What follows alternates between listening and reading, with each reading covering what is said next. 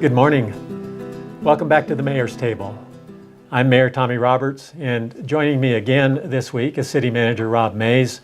Rob, I appreciate your willingness to be a part of this production on a weekly basis, and appreciate your efforts in helping me to reach out to our citizens and to provide them information about city government. Yeah, well, thank you, Mayor, and I've enjoyed it, and I think it's been pretty interesting, the kind of numbers that we're seeing, that a lot of people really are watching this and apparently find it beneficial. So we'll just keep trying to do it We will. the best we can. The topic I want to discuss briefly this morning is the 2016 legislative session that was commenced last Tuesday, January 19th in Santa Fe. This is a 30-day session, and the matters that can be considered by this legislature are necessarily related to fiscal matters and those matters that may be on the governor's call. So each legislative session brings its own set of dynamics. Generally, it's a time for us to be on our toes, to be aware of what is going on in some detail in Santa Fe, because we do know from experience that what happens in Santa Fe during the legislative session can have dramatic impacts on local government. I want you to just briefly describe how we monitor what's going on in Santa Fe during a legislative session. Well, we have boots on the ground with our state lobbyist, Scott Scanlon, that's down there and helps keep us informed of what bills are coming forward, and then they send them to us and we monitor them closely and do analysis as to what their potential impact is on the city of Farmington, and then do our best to provide that information to our legislative representatives to let them know how these things affect us. Scott's been lobbying for us for many years. I think we have him on 2 or 3 year contracts. What do we pay Scott to represent us in Santa Fe? Well, we pay Scott about $12,000 a year. I think it's a relatively good investment for us to have somebody there, because so many things come very, very quickly, and having somebody there all the time ultimately I think saves us money, because we'd have to have a lot of staff down there present monitoring the different committees and different bills as they came forward. And Scott has at least 20 years of experience as a lobbyist, and it may be a little longer than that. Yeah. And I know firsthand from talking to legislators that he's very well respected. So I think we're well represented in Santa Fe, and it's an important part of our function as a city government to have somebody on the ground who is there all the time, who can communicate with us on an as-needed basis. And I know from my experience that Scott is in touch with us on a regular basis. Well, and I was just going to add, and that doesn't, of course, keep us from needing to be there. You and I, in fact, are going, and with Councilor Duckett, we are in fact going on Thursday to go down there and meet with our representatives and check in on what's going on. And on occasion, we have staff go and testify in different committees on issues before the legislature. Let's talk a little bit about the issues. One of the issues that's been on the table in each of the last 4 or 5 legislative sessions is what we refer to as hold harmless.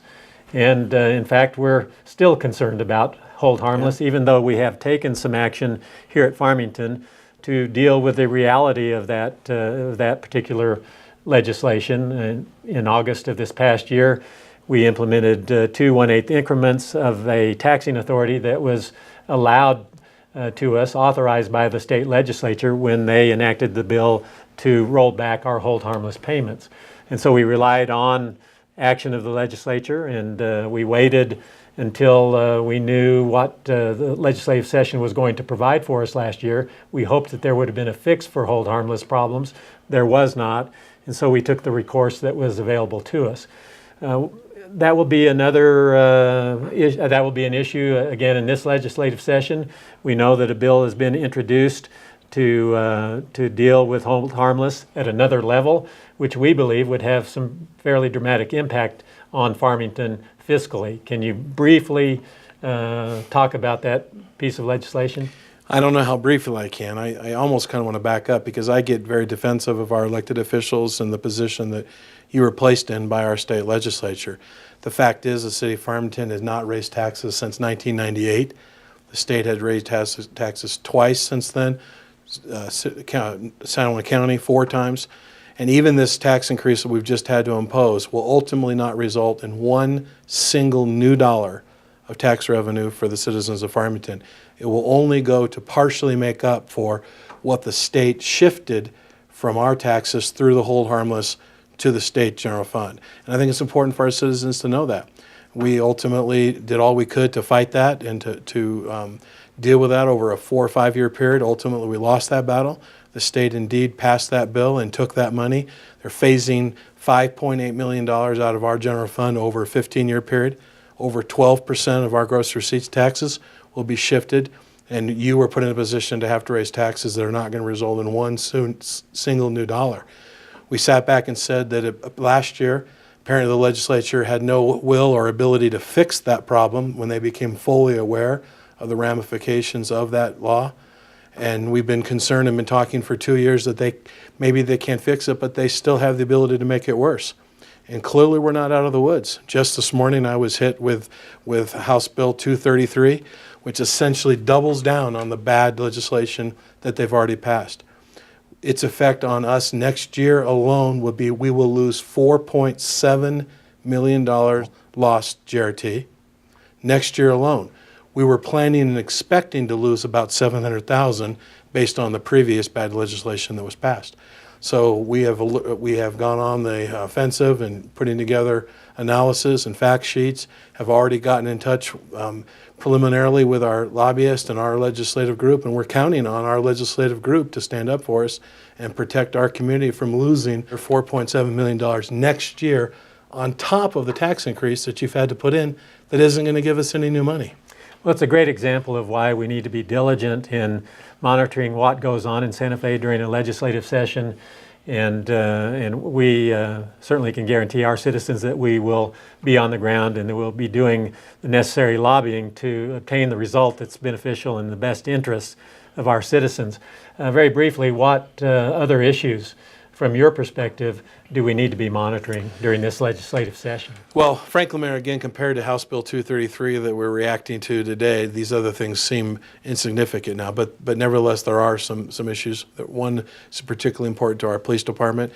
It's received quite a bit of media attention lately, that where our police department is now responsible with an unfunded mandate to transport all seized property to Santa Fe, to the Treasury Department, where they have no plans or ability to receive that, but yet the law of the land is that we have to take it there. They tried to obey that law last week and take that truckload down them, and they refused to take it. There's also other issues with that we're losing funding for our Region 2 Narcotics Task Force with our inability to use any forfeited cash to fund those operations. There are other lesser significant bills. We're interested in one called the Para Return to Work that would allow us the potential to hold on to some of our experienced senior police command staff for a little bit longer, as well as hopefully to encourage us to be able to make it easier for us to fill vacant positions in the police department. So we'll just be watching for new surprises to come up. I mean, we say it tongue in cheek, but it's really not a joke. The most important thing that we would lobby our legislature is to please not harm us anymore. Rob, I appreciate those comments and observations. I think it's important for our viewers to understand that the legislative session each year is a very important process, and it can have great impact on municipalities and county governments. So we take that seriously, and we'll continue to monitor those activities. We will allocate another segment of the Mayor's Table to a follow-up on the legislative session, and we'll look forward to reporting those results to you. Thank you for joining us this morning. We'll look forward to another segment of the Mayor's Table.